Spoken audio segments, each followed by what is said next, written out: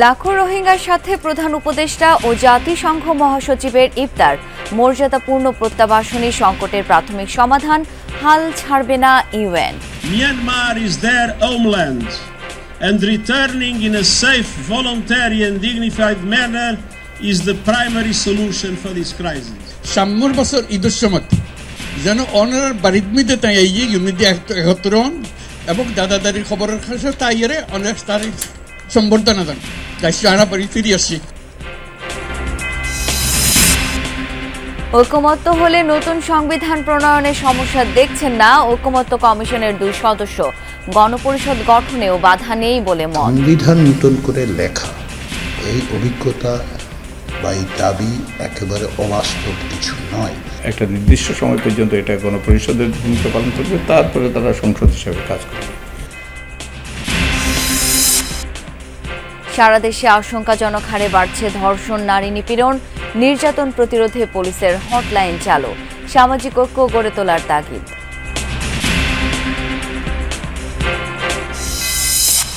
বয়স্ক ভাতার কার্ড নিয়ে কুষ্টিয়ার কুমারখালীতে রমরমা বাণিজ্য, জীবিতকে মৃত দেখিয়ে হাতিয়ে নেওয়া হচ্ছে বরাদ্দ, সমাজসেবা অফিসের সম্পৃক্ততার অভিযোগ। ভেজাল ও নিম্নমানের পণ্যে সয়লাব বাজার, বাড়তি দামেও মিলছে না মানসম্মত দ্রব্যের নিশ্চয়তা, আইনি সীমাবদ্ধতা ও জনবল সংকটের দোহাই ভোক্তা অধিকারের। মানসম্মত নয় বিবেচনায় নওগাঁ সহ দেশের 6টি মেডিকেল কলেজ বন্ধের পরিকল্পনা, প্রতিবাদে ফুঁসে উঠেছে শিক্ষার্থী সহ স্থানীয়রা।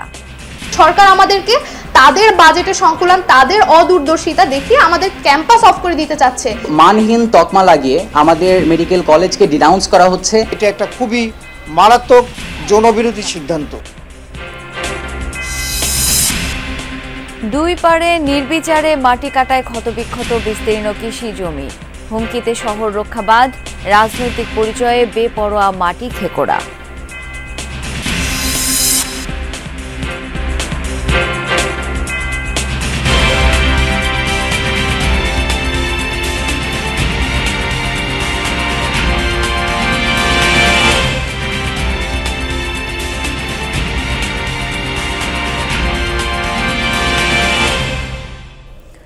আমন্ত্রণ যমুনা নিউজে আপনাদের সাথে আছি আমি শাওন দত্ত। এতক্ষণ শিরোনাম দেখছিলেন। রোহিঙ্গাদের মিয়ানমারে ফিরিয়ে নিয়ে সেখানেই তাদের সাথে ঈদ পালন করতে চান জাতিসংঘ মহাসচিব অ্যান্টোনিও গুতেরেস। সেই সময়ের মধ্যে তাদের ফেরাতে অঙ্গীকার করেন প্রধান উপদেষ্টা ডক্টর মোহাম্মদ ইউনূস। লক্ষাধিক রোহিঙ্গার সাথে ইফতারে অংশ নিয়ে এই আশ্বাস দেন জাতিসংঘ প্রধান ও বাংলাদেশ সরকার। দিনভর রোহিঙ্গাদের সাথে কাটিয়ে শিশুদের কাছ থেকে গণহত্যার বর্ণনা শোনেন জাতিসংঘ মহাসচিব। বলেন, আন্তর্জাতিক দাতাগোষ্ঠীর অর্থ বরাদ্দ কমে গেলে রোহিঙ্গাদের জীবনমান উন্নয়ন ঝুঁকির মধ্যে পড়বে। কক্সবাজার থেকে মনিরুল ইসলামের রিপোর্ট, ক্যামেরায় ছিলেন সাজ্জাদ হোসেন শাকিল। পৃথিবীর কোনো বিশ্বনেতা এর আগে এমন আয়োজনে অংশ নেননি। একসাথে প্রায় 1 লাখ রোহিঙ্গার জমায়েত, সবাই এই জায়গায় এক হয়েছেন উখিয়ার বিভিন্ন ক্যাম্প থেকে। উদ্দেশ্য একসাথে ইফতার। আয়োজনের দাওয়াত দিয়েছেন প্রধান উপদেষ্টা ডক্টর মোহাম্মদ ইউনূস, যেখানে প্রধান অতিথি জাতিসংঘ মহাসচিব অ্যান্টোনিও গুতেরেস। থ্যাংক ইউ, শুকরিয়া স্যার। অংশ নিয়ে প্রধান উপদেষ্টা চট্টগ্রামের ভাষায় কথা বলেন রোহিঙ্গাদের উদ্দেশ্যে, আশ্বাস দেন যে কোনো মূল্যে রোহিঙ্গাদের নিজ দেশে ফেরত পাঠানোর। সাম্যর বছর ঈদের সময় যেন অনার বাড়িতে তাই ইউনিটি একত্রণ এবং দাদাদারির খবরের কাছে তাইরে অনেক তারিখ সম্বর্ধনা দেন দায়িত্ব আনা পরি ফিরে আসি। Many shared harrowing accounts of their ordeals in Myanmar and their journeys here. They want to go home. Myanmar is their homeland, and returning in a safe, voluntary and dignified manner is the primary solution for this crisis. এর আগে দুপুরে ঢাকা থেকে Rohingya camp পরিদর্শনে আসেন জাতিসংঘ মহাসচিব। পরিদর্শন করেন একটি ইউনিসেফ পরিচালিত লার্নিং সেন্টার। কথা বলেন রোহিঙ্গা শিশুদের সাথে। এ সময় শিশুরা উচ্চশিক্ষার নিশ্চয়তা চান, বিচার চান তাদের বিরুদ্ধে হওয়া মানবতা বিরোধী অপরাধ ও গণহত্যার। আরা তুন দিলা অপরচুনিটি নাই দে হিউম্যানিটিজ বনিবালা তো আরা বনিবা জিম দিলা নাকি ইউনিভার্সিটি মা দায়ের হায়ার এডুকেশন স্টাডি করলে আরা পারিম রোহিঙ্গার বিচার আছে বিচার চাই তো ইতারা হয়তো মানে বিচারিয়ান করে দিবাল্লা প্রেশার মানে তারা কোশিশ গজিল তো না আবার প্রেশার দিব। পরে জাতিসংঘ মহাসচিব পরিদর্শন করেন রোহিঙ্গা কালচারাল মেমোরি সেন্টার। সেখানেও কথা বলেন বেশ কয়েকজন রোহিঙ্গার সাথে। এরপর গণমাধ্যম কর্মীদের সাথে কথা বলেন জাতিসংঘ মহাসচিব। বলেন মিয়ানমারের অভ্যন্তরীণ অবস্থায় শান্তি নিশ্চিত হলেই রোহিঙ্গা প্রত্যাবাসন শুরু হবে।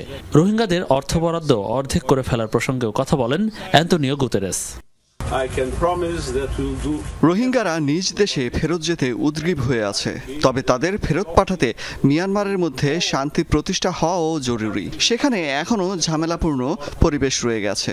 একথা নিশ্চিত যে রোহিঙ্গাদের ক্যাম্পে মানসম্মত জীবনযাপন প্রয়োজন, তবে অর্থ বরাদ্দ কমিয়ে আনার যে ঘোষণা তাতে রোহিঙ্গাদের উন্নয়নের কর্মসূচি ঝুঁকির মধ্যে পড়বে। তাই অর্থ বরাদ্দ না কমাতে বিশ্ব নেতাদের সাথে কথা বলে সেই চেষ্টা করব। সবকিছু সেরে সন্ধ্যার পর বিমানে করে ঢাকার উদ্দেশ্যে রওনা দেন প্রধান উপদেষ্টা ও জাতিসংঘ মহাসচিব। লক্ষাধিক রোহিঙ্গা জনগোষ্ঠীর সাথে একসাথে ইফতার করলেন জাতিসংঘ মহাসচিব এবং বাংলাদেশের প্রধান উপদেষ্টা। কোনো সংস্থার প্রধান বা কোনো বিশ্ব নেতাদের কাছে পেলেই এই রোহিঙ্গারা একটা কথাই বলেন, সেটা হচ্ছে শান্তিপূর্ণভাবে দ্রুতই ফেরত যেতে চান মিয়ানমারে। এবারও সেটার ব্যতিক্রম হলো না। জাতিসংঘ মহাসচিবের কাছে তারা একই দাবি করলেন। কিন্তু কথা হচ্ছে প্রতি বছর বা প্রতিবারই এটার আর বাস্তবায়ন হয় না। এবারও কি বাস্তবায়ন হবে? জাতিসংঘ মহাসচিব কি এই রোহিঙ্গাদের ফেরত নিয়ে যেতে পারবেন মিয়ানমারে? মনিরুল ইসলাম, যমুনা নিউজ, কক্সবাজার। বাংলাদেশ সফরের তৃতীয় দিনে আজ বিভিন্ন কার্যক্রমে ব্যস্ত সময় কাটাবেন জাতিসংঘ মহাসচিব অ্যান্তোনিও গুতেরেস। দিনের শুরুতে সকাল ৯টায় ঢাকায় জাতিসংঘ কান্ট্রি টিম ও বাংলাদেশের মধ্যকার একটি বৈঠকে যোগ দেবেন তিনি। এরপর রাজধানী জাতিসংঘ আবাসিক সমন্বয়কারী কার্যালয়ে যাবেন অ্যান্তোনিও গুতেরেস। প্রধান উপদেষ্টার deputy press secretary Abul Kalam Azad Majumdar এসব তথ্য জানান। দুপুরে হোটেল ইন্টারকন্টিনেন্টালে বিএনপির প্রতিনিধি দলের সাথে সংস্কার প্রস্তাবনা নিয়ে একটি গোলটেবিল আলোচনায় যোগ দেবেন গুতেরেস। এই বৈঠক শেষে তরুণ এবং সুশীল সমাজের প্রতিনিধিদের সঙ্গে একটি বৈঠকে অংশ নেবেন তিনি। বিকেলে জাতিসংঘ মহাসচিব এবং পররাষ্ট্র উপদেষ্টা মোহাম্মদ তৌহিদ হোসেন একটি যৌথ সংবাদ সম্মেলনে অংশ নেবেন বলেও জানা গেছে।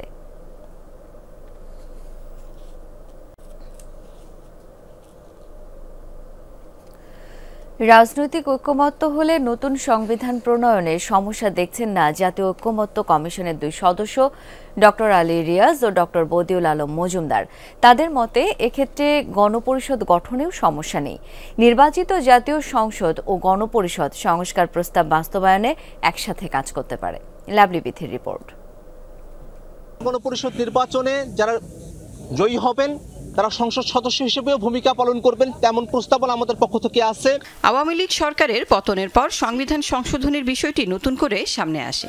জুলাই গণ অভ্যুত্থানে নেতৃত্ব দেয়া ছাত্র নেতাদের দল জাতীয় নাগরিক পার্টি এনসিপি অবশ্য পুরো সংবিধানেরই পরিবর্তন চান। তাদের দাবি নতুন সংবিধান প্রণয়ন।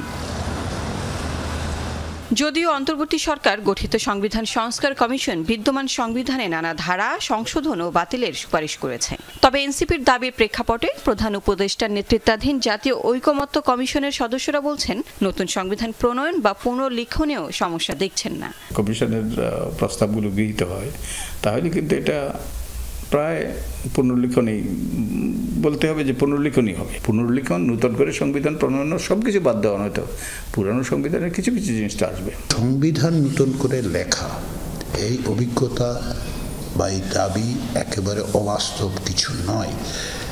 প্রতি বছরই এরকম বিভিন্ন দেশে এটা হচ্ছে। কারণ মনে রাখবেন, সংবিধান কোনো অবস্থাতেই কোনো সিক্রেট ডকুমেন্ট নয়, এটা নাগরিকদের আকাঙ্ক্ষার রাজনৈতিক দলিল। তবে নতুন সংবিধান প্রণয়ন কিংবা পুনর্লিখন যাই হোক, এর বৈধতা কিভাবে পাবে? বিপ্লবের পর ৫ আগস্ট থেকে বিলুপ্ত সংসদ, আবার জনগণের প্রতিনিধি ছাড়া গণপরিষদও গঠন সম্ভব না। এই অবস্থায় সংস্কার প্রস্তাবের বৈধতা কিভাবে হবে? এটা খুব অসম্ভব কিছু নয়।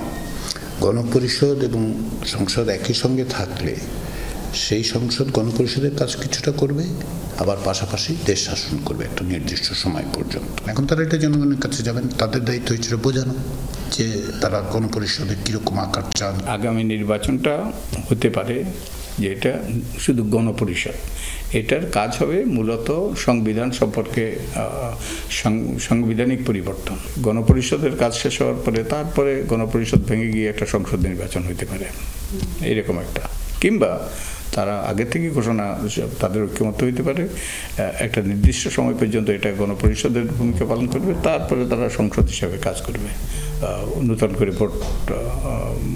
ভোট না করেই। গণপরিষদ ও জাতীয় সংসদ একসাথে কাজ করলে সাংবিধানিক সংস্কার প্রক্রিয়া অংশগ্রহণমূলক হতে পারে বলে মনে করেন ঐক্যমত্য কমিশনের 2 সদস্যই। এক্ষেত্রে রাজনৈতিক ঐক্যমত্য চান তারা। লাভলি বিথি, যমুনা নিউজ, ঢাকা। নারী বিদ্বেষ, নারী নিপীড়ন, ধর্ষণ কিংবা নির্যাতন, কালের পরিক্রমায় এই শব্দগুলোর সাথে যেন অভ্যস্ততা তৈরি হয়ে গেছে মানুষের। চারপাশে প্রতিনিয়ত ঘটে চলা নির্মম এই ঘটনাগুলো কি গা সওয়া হয়ে গেছে? প্রতিনিয়ত ধর্ষণ, নারী নির্যাতনের মতো ঘটনা বেড়েই চলেছে। সম্প্রতি নারী নিপীড়নের বিরুদ্ধে তাৎক্ষণিক ব্যবস্থা নিতে চালু হয়েছে হটলাইনও। এতেও কি শুধরাবে সমাজ? সুমাইয়া ঐশীর প্রতিবেদনে থাকছে বিস্তারিত। চলে গেল আসিয়া, ছোট্ট শরীরে পাশবিক নির্যাতন শেষ পর্যন্ত আর সইতে পারল না শিশুটি। বৃহস্পতিবার দুপুর 1টায় সিএমএইচ হাসপাতালে শরীরে গভীর ক্ষত নিয়ে মারা যায় 8 বছরের আসিয়া। আসিয়ার এই নির্মম ঘটনা সামনে আসার পরই ফুঁসে উঠেছিল গোটা দেশ। বিভিন্ন স্থানে চলে বিক্ষোভ। শুধু আসিয়াই নয়, গত কয়েক মাস ধরে একের পর এক সামনে উঠে আসছে ধর্ষণ আর হয়রানিমূলক নানা ঘটনা। ধর্ষণ, নিপীড়ন থেকে ছাড় পায়নি শিশু, এমনকি গর্ভবতী নারীও। তবে কি দেশে হঠাৎ কমলো নারীর নিরাপত্তা? নারী ও শিশু নির্যাতনে হওয়া মামলার একটি পরিসংখ্যান দেখলে এর উত্তর পাওয়া যাবে। পুলিশের তথ্য বলছে, গত ডিসেম্বরে নারী ও শিশু নির্যাতন সংক্রান্ত বিষয়ে সারা দেশে মামলা হয়েছে 1205টি, জানুয়ারিতে হয়েছে 1440টি এবং ফেব্রুয়ারিতে দায়ের হয়েছে 1430টি মামলা। সব মিলিয়ে ফেব্রুয়ারি পর্যন্ত গত 3 মাসে নারী ও শিশু নির্যাতনে মামলা হয়েছে মোট 4075টি। গত বছর এই 3 মাসে মামলার সংখ্যা ছিল 3660টি, অর্থাৎ নারী ও শিশু নিপীড়নের ঘটনা বেড়েছে বৈকি। এমন অবস্থায় গত 10 মার্চ নারী নির্যাতন প্রতিরোধে 3টি হটলাইন চালু করে পুলিশ। এই 3টি নম্বরে যোগাযোগ করলে তাৎক্ষণিকভাবে মিলবে সহায়তা বা আইনি পরামর্শ। নারী নির্যাতন বিষয়গুলোকে আসলে অ্যাড্রেস করার জন্য গুরুত্ব বলতে অবশ্যই এটি তো একটি গুরুত্বপূর্ণ, সুতরাং এটিকে যেন সাথে সাথেই যেন এটির ব্যবস্থা নেওয়া যায় সেজন্য কিন্তু এটি চালু করা হয়েছে। হটলাইন চালুর পর থেকে প্রতিদিনই সহায়তা চেয়ে ফোন আসছে। অধিকাংশ অভিযোগই সাইবার নিরাপত্তা ও পারিবারিক নির্যাতন সংক্রান্ত। এছাড়া ধর্ষণের অভিযোগও পাওয়া গেছে হটলাইনে। আমাদের কাছে সবচাইতে বেশি আসছে এই মুহূর্তে আসছে সাইবার রিলেটেড যে ইস্যুগুলো রয়েছে, ডোমেস্টিক ভায়োলেন্স রয়েছে, সেই বিষয়গুলো আমাদেরকে অবগত করছে। তারপরে ইভটিজিং এর বিষয় রয়েছে। কিছু কিছু ফোন হচ্ছে কি একেবারে তাৎক্ষণিক ব্যবস্থা নেওয়ার মতো ফোন, সেগুলো আমরা তাৎক্ষণিকভাবে সেখানে পুলিশ পাঠানো হয়েছে এবং প্রয়োজনীয় অফিসার পাঠানো হয়েছে, সেখানে ব্যবস্থা নেওয়া হয়েছে। আর এখানে অনেকগুলো অভিযোগ আমাদেরকে করা হচ্ছে, সেগুলো হচ্ছে কি পুরনো অভিযোগ, হয়তো 3 মাস আগে একটি ঘটনা ঘটেছে, সেক্ষেত্রে তাকে প্রয়োজনীয় আইনি পরামর্শ যেটি রয়েছে সেটি দেওয়া হচ্ছে। কেবলমাত্র আইনগতভাবে ব্যবস্থা নিলেই চলবে না। পারিবারিক শিক্ষা ও মূল্যবোধ ছাড়া ধর্ষণ ও নিপীড়নের মতো ঘটনা কমানো সম্ভব নয় বলে জানাচ্ছেন সংশ্লিষ্টরা। সবার আগে প্রয়োজন নারী নিপীড়নের বিরুদ্ধে সামাজিক ঐক্য। সুমাইয়া ঐশী, যমুনা নিউজ, ঢাকা। শিশু আসিয়ার ধর্ষকদের ৪৮ ঘন্টার মধ্যে ফাঁসি কার্যকরের দাবিতে নাটোরে প্রতীকী ফাঁসির মঞ্চ স্থাপন করা হয়েছে। শুক্রবার রাতে শহরের মাদ্রাসা মোড়ের স্বাধীনতা চত্বরে সর্বসাধারণের ব্যানারে এই ফাঁসির মঞ্চ করা হয়। এ সময় রাজশাহী বিশ্ববিদ্যালয়ের বৈষম্য বিরোধী ছাত্র আন্দোলনের সমন্বয়ক সালাউদ্দিন আমান, নাটোর জেলা আহ্বায়ক শিশির মাহমুদ সহ ছাত্রনেতারা উপস্থিত ছিলেন। বক্তারা বলেন, সরকারকে ৪৮ ঘন্টা সময় দেওয়া হয়েছে, তার মধ্যে ২৪ ঘন্টা বাকি আছে। আসিয়ার অপরাধীদের দ্রুত বিচার না হলে সরকারের পরিণতি আগের সরকারের মতোই হবে বলে হুঁশিয়ারি দেন তারা। সেই সাথে তনু, খাদিজা সহ সকল ধর্ষণের বিচারের দাবি জানানো হয়। শিশু আসিয়া সহ দেশব্যাপী নারীদের বিরুদ্ধে সহিংসতা, নিপীড়ন, ধর্ষণ ও আইন শৃঙ্খলা পরিস্থিতির সার্বিক অবনতি এবং বিচারহীনতার প্রতিবাদে গাইবান্ধায় মশাল মিছিল ও মানববন্ধন করেছে শিক্ষার্থীরা। শুক্রবার রাতে গাইবান্ধা সরকারি কলেজ থেকে মশাল মিছিল বের করা হয়। পরে শহরের ট্রাফিক মোড় ও ডিবি রোড হয়ে মিছিলটি পুরাতন বাজার প্রদক্ষিণ করে পৌর পার্কে গিয়ে শেষ হয়। সেখানে মানববন্ধন ও সমাবেশ হয়। আসিয়ার ধর্ষণকারীদের দ্রুত শাস্তির দাবি জানান বক্তারা। শরীর টেপানোর কথা বলে দ্বিতীয় শ্রেণীর ছাত্রকে বলাৎকারের অভিযোগ উঠেছে এক মাদ্রাসা শিক্ষকের বিরুদ্ধে। বিষয়টি জানাজানি হলে শুক্রবার ইফতারের পর অভিযুক্ত শিক্ষক ইয়াসিন মিয়াকে আটক করে স্থানীয়রা। পরে গণধোলাই দিয়ে পুলিশের হাতে তুলে দেয় উত্তেজিত জনতা। এই ঘটনায় নারী ও শিশু আইনে মামলা হয়েছে বলে জানিয়েছে দক্ষিণখান থানা পুলিশ।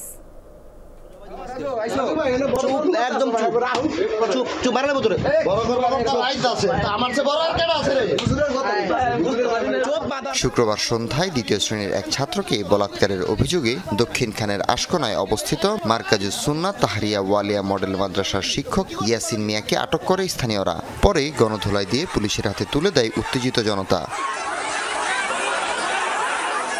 শিশুটির পরিবারের অভিযোগ, বৃহস্পতিবার মাদ্রাসায় বিরতির সময় দ্বিতীয় শ্রেণীর ওই ছাত্রকে কৌশলে নিজের রুমে নিয়ে যায় শিক্ষক ইয়াসিন মিয়া। এ সময় মাথা ও শরীর টেপানোর এক পর্যায়ে তাকে বলাৎকার করেন তিনি। বিষয়টি কাউকে না জানাতে শিশুটিকে ভয়ভীতি দেখান শিক্ষক ইয়াসিন মিয়া। মাদ্রাসা থেকে আসলো সন্ধ্যার পরে, তো আসার পর আমি 10টা সাড়ে 10টার দিকে বাসায় আসলাম। আসার পরে ও বললো, যাবো যে আমার সাথে আমার শিক্ষক এই ঘটনা ঘটাইছে আমার সাথে। তারা যে কাজটি করছে এটা জঘন্য কাজ করছে, এটার একটা সুস্থ বিচার হইলে আমি খুশি হব। শুক্রবার ইফতারের পর মাদ্রাসায় হাজির হয়ে অভিযোগের বিষয়ে জানতে চায় শিশুটির বাবা মা। এ সময় তাদের সাথে যোগ দেন উত্তেজিত স্থানীয় জনতা। দাবি জানান শিক্ষা প্রতিষ্ঠানে এমন ঘৃণ্য কাজের দৃষ্টান্তমূলক শাস্তির। একই মাদ্রাসায় এবং একই শিক্ষকের বিরুদ্ধে 3 মাস আগে একটা ধর্ষণের একটা অভিযোগ করা হয়েছিল। বিচার দেওয়ার পরে প্রিন্সিপাল সেটাকে ধামাচাপা দেয় এবং কি কোনো করে না, মানে ব্যবস্থা না নেয়। ব্যবস্থা না নেওয়ার কারণেই আজকে 3 মাস পরে এই যে আমাদের আজকে যে গতকালকে এই কাহিনীটা হলো। তথ্য পেয়েছি যেটা হচ্ছে যে টাকা দিয়ে এটা ধামাচাপা, 30,000 টাকা দিয়ে এটা ধামাচাপা দেওয়ার চেষ্টা করা হয়েছে। আমরা এটার বিচার আমরা চাই যে এই ছেলে শিশুর সাথে যেহেতু একজন মাদ্রাসা শিক্ষক এই কাজটা করতে পারছে।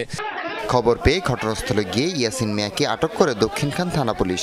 এই ঘটনায় মামলা প্রক্রিয়াধীন বলে জানিয়েছেন দক্ষিণখান থানা পুলিশ। আমাদের যে লোকাল যে পুলিশ আছে, এই পুলিশের কাছে তার খবর দিলে আমরা তাকে নিয়ে আসি, আমাকে গ্রেপ্তার করে আমাদের থানায় নিয়ে আসি। ভিকটিমের বাবা অভিযোগ দিয়েছেন, বাদী হয়ে আমরা নিয়মিত মামলা রুজুর প্রক্রিয়াধীন আছে।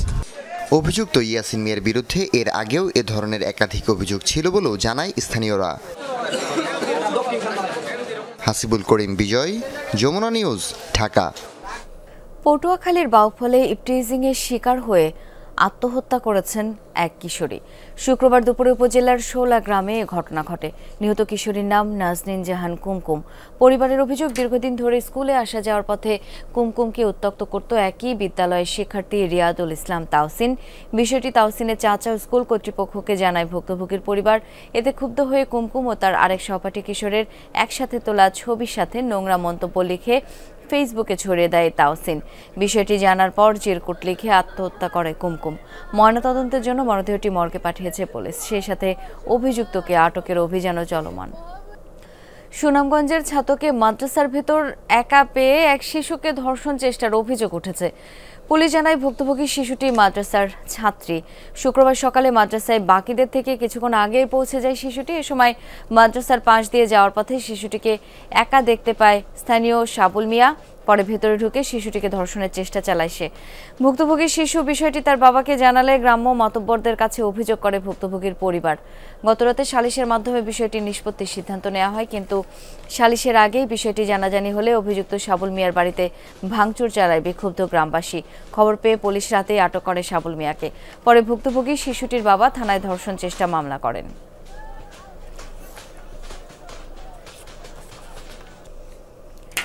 জামালপুরে ১৩ বছরের এক মানসিক প্রতিবন্ধী শিশুকে ধর্ষণের অভিযোগ উঠেছে। শুক্রবার সকালে সদরের তুলসীপুর বাজার এলাকায় এই ঘটনা ঘটে।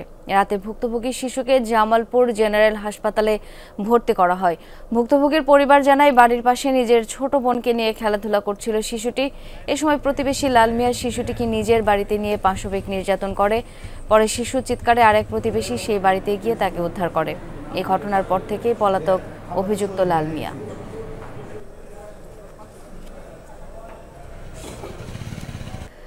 ক্রিপ্টোকারেন্সির মাধ্যমে পাচার হওয়া অর্থের কিছু অংশ জব্দ করেছে সিআইডি। আইনি মীমাংসা হলেই এই অর্থ ফেরত আসতে পারে দেশে। মুদ্রার হিসাবে যার পরিমাণ প্রায় ৪৫ কোটি টাকা। এটি মূলত এমটিএফি প্ল্যাটফর্মের মাধ্যমে পাচার হওয়া অর্থের অংশ। সিআইডি জানায়, অর্থ উদ্ধারে অনেক পক্ষের সহায়তা মিলছে। তবে ক্রিপ্টোকারেন্সি নিয়ে দেশে আলাদা আইন না থাকায় নতুন অপরাধ দমনে চ্যালেঞ্জ বাড়ছে। মেটাভার্স ফরেন এক্সচেঞ্জ বা এমটিএফির জালিয়াতির শুরু 2 বছর আগে। বলা হয়েছিল কিছু টাকা বিনিয়োগ করলেই হওয়া যাবে প্রতিষ্ঠানের সিইও, প্রতিদিন মিলবে দ্বিগুণ 3 গুণ মুনাফা। এজন্য ট্রেডিং করতে হবে বিদেশি অ্যাপে। সে আশায় এখানে লাখ লাখ টাকা লগ্নি করেন দেশের কয়েক হাজার তরুণ। কিন্তু 2023 সালের 17ই আগস্ট হঠাৎ শূন্য হয়ে যায় সবার অ্যাকাউন্ট। সারা মেলেনি ওই ট্রেডিং অ্যাপ থেকেও। তখন স্পষ্ট হয় দেশ থেকে প্রায় 11,000 কোটি টাকা লুটে নিয়েছে এমটিএফি, যার বড় অংশই পাচার হয়েছে ক্রিপ্টোকারেন্সির মাধ্যমে। এজন্য বাইন্যান্সের মতো আন্তর্জাতিক এক্সচেঞ্জ প্ল্যাটফর্ম OKX ব্যবহার করে চক্রটি, যেখানে বিনিয়োগের টাকা রূপান্তরিত করা যায় ভার্চুয়াল মুদ্রা বা ক্রিপ্টোকারেন্সিতে। তখন থেকেই বিষয়টি তদন্তের দায়িত্ব পায় সিআইডি। ভুক্তভোগীদের তথ্য চেয়ে বিজ্ঞপ্তিও দেয় পুলিশের এই বিভাগটি। অবশেষে জানা গেল কিছু অর্থের হদিস মিলেছে। OKX প্ল্যাটফর্মে চিঠি লিখেছি। চিঠি প্রায় $3.7 মিলিয়ন আমরা ফ্রিজ করতে পেরেছি। আমি আপনাকে সেটা চিঠিটা দেখাতেও পারি। আমরা 30 দিন পরে আবার দিব, 30 ডেজ পর দিতে হয়। টাকাটা ফ্রিজে আছে এবং আমরা এটা চেষ্টা করছি। সাইবার ক্রাইম বিভাগের এই তদন্ত কর্মকর্তা বলছেন, ক্রিপ্টোকারেন্সি লেনদেন দেশে অবৈধ, নেই কোনো আলাদা আইন। তারপরও প্রায় 2% মানুষ বিভিন্ন অ্যাপের মাধ্যমে ক্রিপ্টোকারেন্সি লেনদেন করছে। ফলে অনেকটা চোখের সামনে দিয়ে টাকা পাচার করে নিয়ে যাচ্ছে অসাধু চক্র। পর্যাপ্ত আইন, পর্যাপ্ত বিধি আমাদের হাতে নেই, আমাদের যেটা খুবই দরকার। আর এই অপরাধগুলো এতটাই দ্রুত প্রসারণশীল যে এখনই কার্যকরী ব্যবস্থা না দিতে পারলে যে কোনো সর্বনাশ হয়ে যাবে। বিশেষজ্ঞরা বলছেন, যেহেতু অনেক দেশ ক্রিপ্টোকারেন্সি বৈধ করে দিয়েছে, সামনে একই পথে হাঁটতে হবে বাংলাদেশকে। এতে বিদেশি বিনিয়োগও বাড়বে। তবে ক্রিপ্টোকারেন্সি দিয়ে অর্থ পাচার ঠেকাতে আইনের বিকল্প নেই। ক্রিপ্টোকারেন্সি বলি বা ডিজিটাল কারেন্সি বলি, এটা হচ্ছে আজকের যুগের বাস্তবতা। এটাকে অস্বীকার করার কোনো সুযোগ নেই। এটা অনেক দেশে এটা বৈধ করেছে, অনেক দেশে এখানে করেনি।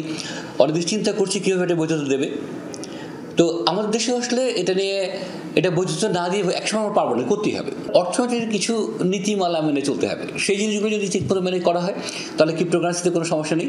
সমস্যার জায়গায় একটাই, অ্যাডিশনাল যে প্রবলেম যে জায়গাটা, সেটা হচ্ছে প্রযুক্তিগত সক্ষমতার জায়গা।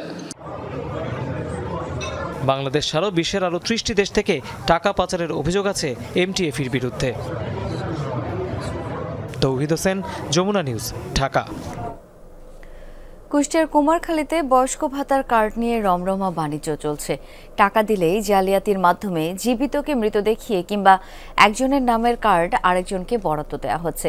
এতে একজন পশু চিকিৎসক সহ সমাজসেবা অফিসের কিছু লোকজন জড়িত বলে অভিযোগ উঠেছে।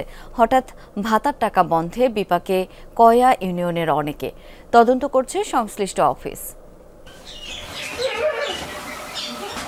বয়স 80 পেরিয়েছে, দিব্যি চলছেন, সামলাচ্ছেন সংসার। তবে কাগজে কলমে মৃত কুমারখালীর সুলতানপুর গ্রামের আখিরন্নেছা। তাই বন্ধ হয়ে গেছে বয়স্ক ভাতা। সমাজসেবা অফিসে ঘুরেও আশ্বাস ছাড়া মেলেনি কিছু। আগে কইছিল যে মারা গেছে, পাশে কয় তোমার মাকে নিয়ে আসো। গেলাম, কষে বাড়ি যাও, আমরা বই লাহিয়ে দিই। আমার মা আবার ছোট ভাইয়ের সাথে করে 1 মাস পরেই গেছে, তবু হচ্ছে একে বলেছে যে উনি তো নেই, যাই হোক আপনারা আরও আসেন।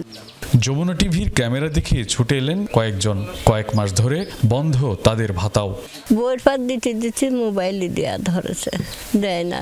অফিসে গেলাম, অফিসাররা বলে যে ঠিক আছে যান, আমরা পরে দেখতেছি, ঠিক করে দেওয়া যাবে না, এই পর্যন্তই রয়েছে।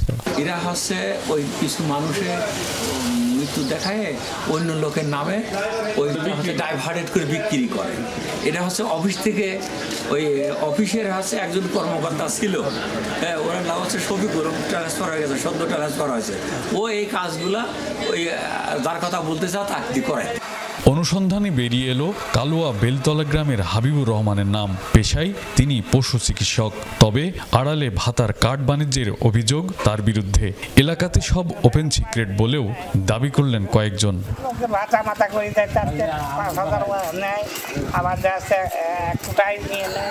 কথা হলো হাবিবুরের সাথে, অভিযোগের সত্যতার বিষয়ে জানতে চাই তার কাছে। আমরা এরকম জানতে পেরেছি যে আপনি বিভিন্ন সময় মানুষের ভাতার কার্ডগুলো করে দেন অর্থের বিনিময়ে, সঠিক কিনা এগুলো? বললাম হচ্ছে সে কথা, আপনার এবার যারা কই দিয়েছে সেবা তারা ঠিকই বলছে। আচ্ছা আচ্ছা। আর সমাজসেবা অফিসের কিছু কর্মকর্তারা ওই সব কর্মকাণ্ডের সঙ্গে সম্পৃক্ত ছিল আগে, যাই হোক সেটা ইন্টারনাল ব্যাপার। অভিযোগ আছে সমাজসেবা অফিসের কিছু অসাধু লোকজন এতে জড়িত। তদন্তের পর ব্যবস্থা নেওয়ার আশ্বাস দিলেন উপপরিচালক। আমরা এই যেহেতু অভিযোগ পাইলাম অবশ্যই যাচাই করব, এবং এর মধ্যে যদি কেউ এর সাথে জড়িত থাকে, আমাদেরকেও জড়িত থাকে, তাহলে তার বিরুদ্ধে অবশ্যই ব্যবস্থা হবে। এমন চিত্র শুধু কুমারখালী উপজেলাতে নয়, কুষ্টিয়ার আরও অন্যান্য উপজেলাগুলোতেও এমন ভাতাভোগীদের দুর্ভোগের চিত্র মাঝে মধ্যেই আমাদের কাছে আসে। তবে এর পেছনে যারা জড়িত রয়েছে সমাজসেবা অফিসের অসাধু কর্মকর্তারা। এসব ভাতাভোগীরা চাচ্ছেন অসাধু কর্মকর্তাদের বিরুদ্ধে যথাযথ ব্যবস্থা গ্রহণ করতে। রুহুল আমিন বাবু, যমুনা নিউজ, কুষ্টিয়া। দ্রব্যমূল্যের ঊর্ধ্বগতিতে নিম্ন ও মধ্যবিত্ত মানুষের নাভিশ্বাস। বাড়তি টাকা দিয়েও রেহাই নেই ভেজাল ও নিম্নমানের পণ্যের হাত থেকে। বাজার তদারকি সহ ক্রেতার স্বার্থ রক্ষার দায়িত্ব যাদের, সেই ভোক্তা অধিকার সংরক্ষণ অধিদপ্তর দিচ্ছে আইনি সীমাবদ্ধতা ও লোকবলের অভাব সহ নানা সংকটের দোহাই। এমন পরিস্থিতিতে এবার 15ই মার্চ ভোক্তা অধিকার দিবস পালিত হচ্ছে না দেশে। রাজধানীর ফার্মগেটের বাসিন্দা নাজমুল হোসেন নিত্য প্রয়োজনীয় পণ্য কিনতে নিয়মিত যাতায়াত করেন কারওয়ান বাজারে। পুরো বাজার ঘুরে প্রতিটি জিনিসই কিনেন দেখে শুনে, তবুও মনের ভিতরে অজানা শঙ্কা। বলছেন ভেজালের দুনিয়ায় মানসম্পন্ন পণ্য মেলাই দায়। তেল কিনতে যাই, দেখা যায় যে পুষ্টি, পুষ্টি সয়াবিন তেল, ওখানে লেখা আছে সুষ্টির সয়াবিন তেল অথবা অন্য কোনো ধরনের লেখা। মোটামুটি আম পাবলিক আছে, এরা ওই পুষ্টি মনে করে সুষ্টি নিয়ে যাচ্ছে। আসলে কোথাও শান্তি নেই। মাছ থেকে শুরু করে ঔষধ, কাঁচা বাজার, ফল, দৈনন্দিন জীবনে যা লাগে আসলে কোনো শান্তি নাই। বাজার থেকে শুরু করে প্রায় একই পরিস্থিতি সবখানে। মাছ দেখতে চকচক করলেও পেছনে থাকে রহস্য। একই চিত্র ফলের বাজারেও। অতিরিক্ত দাম নিলেও মিলছে না ভেজাল মুক্ত ফল। ক্রেতাদের অভিযোগ, কর্তৃপক্ষের তদারকি না থাকায় দিন দিন বাড়ছে এমন নৈরাজ্য। ভোক্তাকে যদি সে সবসময় ঠকাতে চায়, ভোক্তা তো ঠকবেই। এখন আমাদের তো কিছু করার নেই, আমরা হয়তো খাওয়া কমিয়ে দিতে পারি। ভোক্তা অধিকার আসে মাসে 1 বা 2 বার। ভোক্তা অধিকার যাওয়ার 10 মিনিট পরে আবার যেইটা হয়ে যায়। একদিকে দাম নিয়ন্ত্রণে ব্যর্থ ট্যারিফ কমিশন, সেই সাথে নাগরিক অধিকার সুরক্ষায় লোক দেখানো অভিযানে সীমাবদ্ধ ভোক্তা অধিকারের কার্যক্রম। মাঠ পর্যায়ে নেই বিএসটিআই এর তৎপরতা। ফলে সরকারি দুর্নীতিবাজ কর্মকর্তা ও অসাধু ব্যবসায়ীদের চক্রের সিন্ডিকেটে বন্দী সাধারণ মানুষ। এমনটাই মনে করেন consumer association of Bangladesh, cab. বাণিজ্য মন্ত্রণালয় এখন যিনি উপদেষ্টা, উনি কিন্তু একটা বাণিজ্য গ্রুপের থেকে আসছে। তো সরকার তো আশা করছে যেহেতু উনি ব্যবসা বুঝেন, ব্যবসা করছেন, সুতরাং উনি ভালো করবেন। কিন্তু উনি এসে কিন্তু ভোক্তার স্বার্থ দেখে নাই, উনি ব্যবসায়ীদের স্বার্থই দেখছেন। যেহেতু উনি ব্যবসায়ী কমিউনিটিতে আসছেন, উনি ব্যবসায়ীদের স্বার্থটাই দেখতেছেন। এদিকে ভোক্তাদের অভিযোগের সংখ্যা দিন দিন বেড়েই চলেছে। চলতি অর্থ বছরের প্রথম 7 মাসে অভিযোগ জমা পড়েছে 67,463টি, যা 2023-24 অর্থ বছরের প্রায় দ্বিগুণ। রাজনৈতিক পট পরিবর্তন হলেও অধরাই রয়ে গেছে ভোক্তা অধিকারের বিষয়টি, মনে করেন খোদ ভোক্তা অধিকার সংরক্ষণ অধিদপ্তরের মহাপরিচালক। তাই আইন সংশোধনী জরুরি বলে মনে করেন তিনি। সরকার থেকে বা স্থানীয় প্রতিষ্ঠান থেকে সেবা পাওয়ার যে অধিকারগুলো আছে, একটা গরিব মানুষের ভিজিটি বিনা হয়রানিতে পাওয়ার অধিকার আছে, বা টিসিবি পণ্য উইদাউট হয়রানিতে অধিকার আছে, এটা তো পায় না, এটা প্রমাণিত। ফলে পলিটিক্যাল চেঞ্জ হয়েছে, কিন্তু টোটাল অ্যাডমিনিস্ট্রেটিভ কালচারের চেঞ্জ এটা এত সহজ না। এবছর জাতীয় ভোক্তা অধিকার দিবস পালিত হচ্ছে না বলেও জানান এই মহাপরিচালক। Sobhan Chowdhury, Jamuna News, Dhaka. Naogaon medical college বন্ধের পরিকল্পনা নিচ্ছে সরকার, এমন খবরে ফুঁসে উঠেছেন স্থানীয়রা। সংশ্লিষ্টরা বলছেন, অবকাঠামো উন্নয়ন না করে প্রতিষ্ঠানটি একেবারেই বন্ধের সিদ্ধান্ত অযৌক্তিক। এমন সিদ্ধান্ত থেকে সরে না আসলে বৃহত্তর আন্দোলন গড়ে তোলার হুঁশিয়ারিও দিয়েছেন সচেতন নাগরিকরা। অনুমোদনের পর থেকেই এই ভবনটিতে চলছে নওগাঁ মেডিকেল কলেজের কার্যক্রম। 68 শিক্ষক সহ কর্মরত 150 জন। 2019 সাল থেকে মোট 60টি ব্যাচে ভর্তি হয়েছে 450 শিক্ষার্থী। আমরা সবাইকে জানাতে চাচ্ছি যে আমরা এরই মধ্যে একটি ব্যাচের শিক্ষার্থীরা MBBS শেষ করে ইন্টার্নি করছেন, কিন্তু হঠাৎই মেডিকেল কলেজ বন্ধের খবরে হতবাক সবাই। প্রতিবাদে আন্দোলনে নেমেছেন তারা। সরকার আমাদেরকে তাদের বাজেটের সংকুলন, তাদের অদূরদর্শিতা দেখিয়ে আমাদের ক্যাম্পাস অফ করে দিতে চাচ্ছে। মানহীন তকমা লাগিয়ে আমাদের মেডিকেল কলেজকে ডিনাউন্স করা হচ্ছে। এই অবস্থায় নওগাঁ মেডিকেল কলেজকে বাতিল করে দেওয়া হয়, সেক্ষেত্রে নওগাঁ সদর হাসপাতাল একটি সেকেন্ডারি লেভেল হসপিটাল হিসেবে থেকে যাবে। শিক্ষার্থীদের সাথে একাত্মতা জানিয়েছে সচেতন মহল। সরকারকে এই পরিকল্পনা থেকে সরে আসার আহ্বান জানিয়েছেন তারা। মেডিকেল কলেজটা বন্ধ করাটা যদি আমি প্রায়োগিক দিক থেকে, সাংবিধানিক দিক থেকে, আমি যদি প্রয়োজনীয়তার দিক থেকে দেখি, তাহলে এটা একটা খুবই মারাত্মক জনবিরোধী সিদ্ধান্ত। আমাদের 80 লক্ষ ডাক্তার লাগবে। 80 লক্ষ ডাক্তার লাগলে আরও যেখানে একাধিক মেডিকেল কলেজ নির্মাণ করার কথা একটা দায়িত্বশীল সরকারের অংশ হিসাবে, সেখানে মেডিকেল কলেজ বন্ধ করার সিদ্ধান্ত একটা হঠকারী সিদ্ধান্ত। মেডিকেল কলেজের শিক্ষক ও ইন্টার্নি চিকিৎসকরা পাশের 250 শয্যার হাসপাতালে সেবা দেন। তাই প্রতিষ্ঠানটি বন্ধ হলে প্রভাব পড়বে বরেন্দ্র অঞ্চলের মানুষের স্বাস্থ্য সেবায়। সকালের আওয়ারের পরে এই পুরো ইভিনিং এবং নাইটের এই সময়গুলোতে কিন্তু ইন্টার্ন ডক্টররা একটা হিউজ সাপোর্ট দিয়ে আসছেন। এখন কোনো একটা পেশেন্টের ইমার্জেন্সি হলে তাকে আর নিচে চলে আসতে হয় না, বরং তার কাছে কিন্তু ডক্টর সাপোর্টটা পেয়ে যাচ্ছে।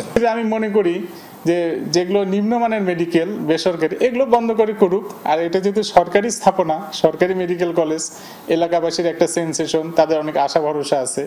সরকার যদি চায় এটা উন্নতি করতে পারে। মানহীন দাবি করে সারা দেশের 6টি মেডিকেল কলেজ বন্ধের পরিকল্পনা করছে সরকার, তার মধ্যে নওগাঁও রয়েছে। শফিক ছোটন, যমুনা নিউজ, নওগাঁ।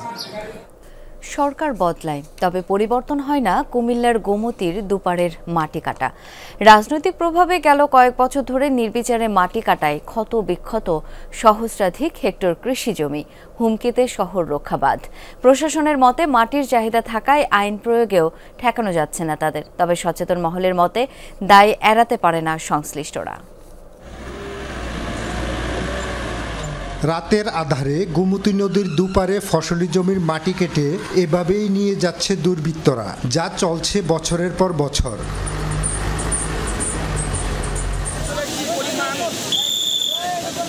যার প্রভাবে গেল বছর বাঁধ ভেঙে প্লাবিত হয় কয়েক উপজেলা, ক্ষতিগ্রস্ত হয় বহু মানুষ, সম্পদ। সারা রাত্র কাটাইছি, আমরা বান দিছি, ইয়া করছি, আমরা তো কেউ শুনে নাই। তো তারা ফাইনাল উঠে তারা তো মনে করেন টাকা খাইয়ে তারা মনে করেন দিতেছে গাড়িগুলার। মাঝে মধ্যে প্রশাসন অভিযান চালালেও বদলায় না দৃশ্যপট। স্থানীয়দের অভিযোগ, রাজনৈতিক পরিচয়ে বেপরোয়া চক্রটি। এইটাই আমার কাছে দুঃখ। ম্যাজিস্ট্রেট সহায়ন থাকিয়া এটারে ইয়া করলো, কাটলো, কাটতে মনে করেন তারা যাইতে পারছে না, আবার এই ট্রাক্টরওয়ালারা এই পুরো ইয়া শুরু করছে। এরা যখন যে দল ক্ষমতায় যায় ওই দলের গোলামি করে, ওই দলের শীর্ষ নেতাদের সাথে সম্পর্ক ভালো করে। দূর তার দেশ, এনে নিরীহ মানুষের কোনো কথা নাই। টাস্কফোর্স গঠনের মাধ্যমে মাটি খেকুদের শাস্তি নিশ্চিতের আহ্বান সচেতন মহলের। সামগ্রিকভাবে জনসচেতনতা সৃষ্টি করা উচিত। এইখানে মাটি খেকুদেরকে চিহ্নিত করে তাদেরকে ব্যবস্থা নেওয়া উচিত। গুলি মিলে আমাদের সকলেরই যেমন একটা কেমন জানি গা ছাড়া ভাব, দেখেও না দেখার ভান করা। পানি উন্নয়ন বোর্ড, রাজনৈতিক নেতৃত্ব এবং প্রশাসনের একটা আন্ডারগ্রাউন্ড একটা সমন্বয়ের মধ্য দিয়ে কিন্তু এই কাজগুলি হচ্ছে বলে সাধারণ মানুষ মনে করে। এসবের দায়সারা জবাব পানি উন্নয়ন বোর্ডের। জেলা প্রশাসক বলছেন ইটভাটা সহ বিভিন্ন কাজে চাহিদা থাকায় মাটি কাটা ঠেকানো যাচ্ছে না। জেলা প্রশাসনের সঙ্গে আমরা তখন সহযোগিতা করি, তাদের সাথে থাকি, তাদেরকে আমরা সহযোগিতা করি, যেগুলি লজিস্টিক সাপোর্ট দিই এগুলি। তাছাড়া আসলে আমরা তো আইন শৃঙ্খলা রক্ষা করে বাহিনী না। আপনি যতক্ষণ চাহিদা থাকবে ততক্ষণ কিন্তু আপনি এটাকে আইন দিয়ে বন্ধ করতে পারবেন না। তার মাটির চাহিদাটা কোথায় মূলত আপনি দেখেন ইট ভাটাগুলো আছে, কারণ ইটের তো প্রয়োজন রয়েছে, আমরা কিন্তু এখন ইটের বিকল্প বের করতে পারিনি। খোকন চৌধুরী, যমুনা নিউজ, কুমিল্লা।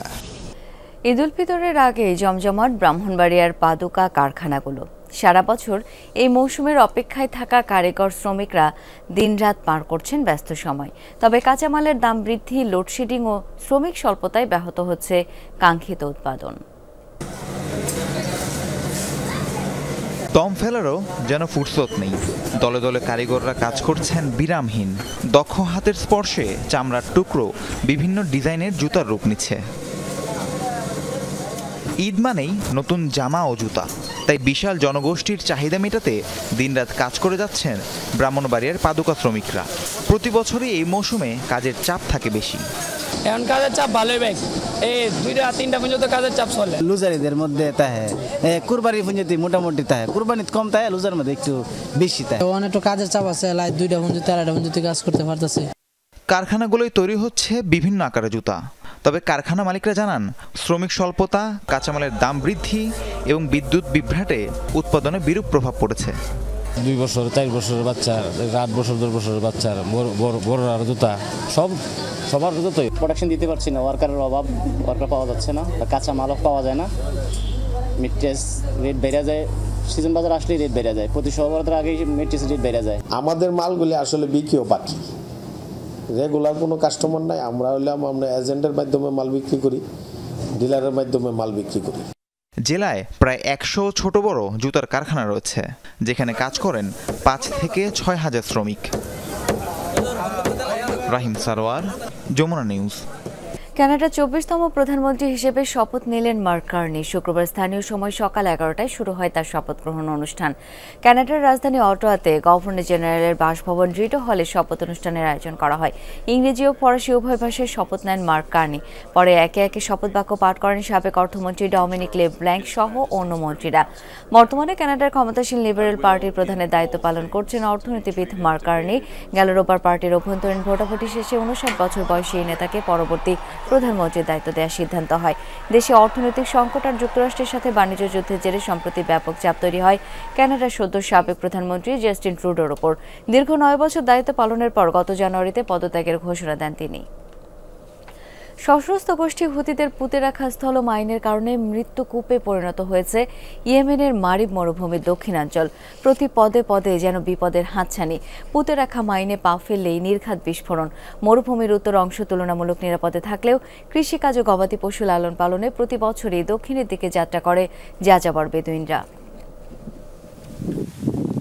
ইয়েমেনের রাজধানী সানা থেকে 120 কিলোমিটার দূরে মারিব মরুভূমির অবস্থান। ঋতুচক্রের পালাবদলে বালুর রাজ্য এখন ছেয়ে গেছে সবুজে। তাই মারিব মরুভূমির দিকে যাত্রা শুরু করেছে বেদুইনরা। কারণ এখন যে ঘাস জন্মাবে তা উট সহ অন্যান্য পশুর জন্য উপযোগী। মরুভূমির উত্তরে বেদুইন ও গবাদি পশু অবাধ বিচরণ করতে পারলেও দক্ষিণের চিত্র ঠিক উল্টো। কারণ সেদিকটায় বালুর নিচে পুঁতে রাখা হয়েছে অজস্র ল্যান্ডমাইন, যেখানে অসাবধানতায় এক পা পড়লেই বিস্ফোরণে নির্ঘাত মৃত্যু। আমাদের পূর্বপুরুষরা এখানেই থাকতেন এবং পশুপালনের কাজ করতেন। বিশেষ করে দক্ষিণে ভালো ঘাস হয়, কিন্তু এখন দক্ষিণের দিকে কেউ যায় না। মাঝে মাঝে উট সেদিকে চলে গেলেও কিছুক্ষণের মাঝেই মাইন বিস্ফোরণের আওয়াজ পাওয়া যায়। ল্যান্ডমাইনের কারণে উটগুলোকে সব জায়গায় ছেড়ে দিতে পারি না, এগুলোকে চোখে চোখে রাখতে হয়। এমনকি আমরাও তাঁবু থেকে প্রয়োজন ছাড়া বের হই না, কেননা একটা ভুল পদক্ষেপ আমাদের জীবন কেড়ে নিতে পারে। রাজধানী সানা সহ ইয়েমেনের উত্তরাঞ্চলের বেশিরভাগ অংশ নিয়ন্ত্রণ করে দেশটির সশস্ত্র গোষ্ঠী হুতি। তবে দেশটির উত্তর পূর্বাঞ্চলে মারিব মরুভূমি এখনও ইন্টারন্যাশনালি রিকগনাইজড গভর্নমেন্ট IRGর দখলে। এই মারিবের নিয়ন্ত্রণ পেতে মরিয়া হুতি। যা দেশটির চলমান গৃহযুদ্ধ পরিস্থিতিকে আরও উত্তপ্ত করে রেখেছে। মরুভূমির দক্ষিণ অংশে হুতিরা অজস্র মাইন পুঁতে রেখেছে। একের পর এক দুর্ঘটনা আমাদের এই অঞ্চল ছাড়তে বাধ্য করে। যুদ্ধের দামামা আর ল্যান্ডমাইনের ভয়ে উত্তরের দিকে আশ্রয় নিয়েছি। ল্যান্ডমাইন মনিটর 2024 প্রতিবেদন অনুযায়ী যেসব দেশে স্থলমাইন বিস্ফোরণের সর্বাধিক হতাহতের ঘটনা ঘটছে তার মধ্যে এগিয়ে আছে ইয়েমেন। মানবাধিকার সংস্থা মওতানার পরিসংখ্যান বলছে ইয়েমেনে 2016 থেকে 2024 সালের মাঝে 537টি ল্যান্ডমাইন বিস্ফোরিত হয়েছে, যার 96% জন্য দায়ী করা হচ্ছে দেশটির সশস্ত্র গোষ্ঠী হুতিকে। তাজরিয়ান সোবহান, যমুনা নিউজ। আন্তর্জাতিক মহাকাশ স্টেশনে আটকে পড়া দুই নভোচারীকে পৃথিবীতে ফেরানোর উদ্দেশ্যে রকেট পাঠিয়েছে নাসা ও স্পেসএক্স। শুক্রবার ফ্লোরিডায় নাসার কেনেডি স্পেস সেন্টার থেকে স্থানীয় সময় সন্ধ্যা 7:03 উৎক্ষেপণ করা হয় রকেট ফ্যালকন 9। 4 জন ক্রু নিয়ে রওনা হয়েছে ড্রাগন ক্যাপসুল। আইএসএস এর নিয়মিত কার্যক্রমে পরবর্তী ধাপে দায়িত্ব পালন করবেন নতুন ক্রুরা। তারা পৌঁছানো 2 দিনের মধ্যে পৃথিবীর উদ্দেশ্যে রওনা দেওয়ার কথা আইএসএস এ আটকে পড়া বুচ উইলমোর ও সোনি উইলিয়ামসের। আবহাওয়ার উপর নির্ভর করবে তাদের পৃথিবীতে আগমনের সময়। গেল বছর জুনে 8 দিনের মিশনে আন্তর্জাতিক মহাকাশ স্টেশনে যান 58 বছরের সোনি ও 61 বছরের বুচ। তবে বোয়িং এর স্পেস ক্রাফটের নিরাপত্তাজনিত কারণে ফিরতে পারেনি তারা। 9 মাসের বেশি সময় ধরে আটকে আছেন মহাকাশে। দীর্ঘ সময় মহাকাশে অবস্থানের ফলে মানব স্বাস্থ্যের উপর কেমন প্রভাব পড়ে? আন্তর্জাতিক মহাকাশ স্টেশনে 9 মাসের বেশি সময় ধরে নাসার 2 নভোচারীর আটকে থাকার ঘটনায় নতুন করে আলোচনায় বিষয়টি।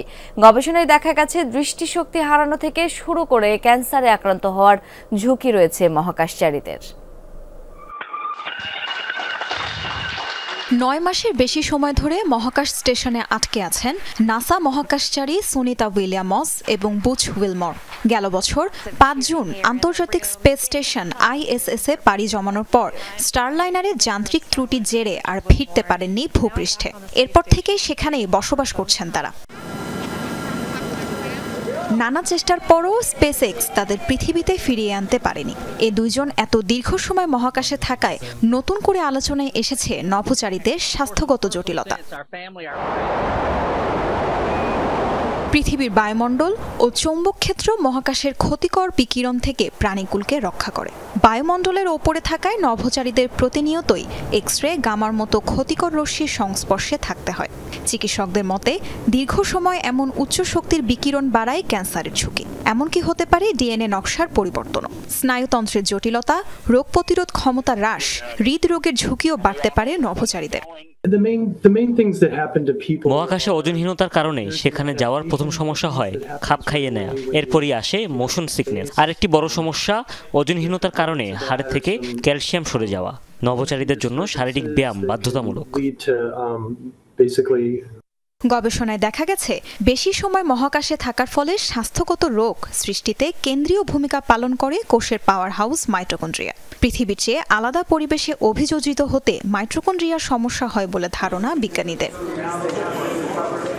মহাকাশ মিশনে নভোচারীদের থাকার জায়গা হয় খুবই সীমাবদ্ধ। সমাজ থেকে বিচ্ছিন্ন থাকায় স্বাভাবিক যোগাযোগ স্থাপনের সুযোগ তাদের নেই। দীর্ঘদিন এমন সংকীর্ণ স্থানে থাকার ফলে মেজাজ খিটখিটে সহ নভোচারীদের মাঝে দেখা যায় আচরণগত নানা সমস্যা। এছাড়া মহাকাশ ভ্রমণ বার্ধক্যকেও ত্বরান্বিত করে। মহাকাশে পৃথিবীর উল্টো পরিবেশের সাথে যেমন খাপ খাওয়াতে হয়, তেমনি পৃথিবীতে এসে আবারও স্বাভাবিক হতে নভোচারীদের বেশ বেগ পেতে হয়। আইএসএস ফেরত আসা সবাইকে 45 দিনের নিবিড় পুনর্বাসন পরিকল্পনার মধ্য দিয়ে যেতে হয়, যেখানে তাদের শারীরিক ও মানসিক স্বাস্থ্যের পরীক্ষা নিরীক্ষা করা হয়। নাসার বিজ্ঞানীদের মতে দীর্ঘ সময় মহাকাশে জিরো গ্র্যাভিটি বা ওজনহীন অবস্থায় থাকার কারণে ধমনীতে রক্তপ্রবাহে বাধা সৃষ্টি হয়। হাড় দুর্বল হওয়ার সাথে সাথে দৃষ্টিশক্তিও হারাতে থাকেন নভোচারীরা। মাইক্রোগ্র্যাভিটি পরিবেশে দীর্ঘদিন থেকে পৃথিবীতে ফিরে এলেও স্বাস্থ্যজনিত নানা জটিলতায় ভুগতে হয় তাদের। তবে সুনিতা উইলিয়ামস এবং বুচ উইলমোর বর্তমান শারীরিক পরিস্থিতি কি সেটি স্পষ্ট নয়। তাজরিয়ান সোবহান, যমুনা নিউজ। আর এই ছিল যমুনা নিউজে। ধন্যবাদ এতক্ষণ সাথে থাকার জন্য।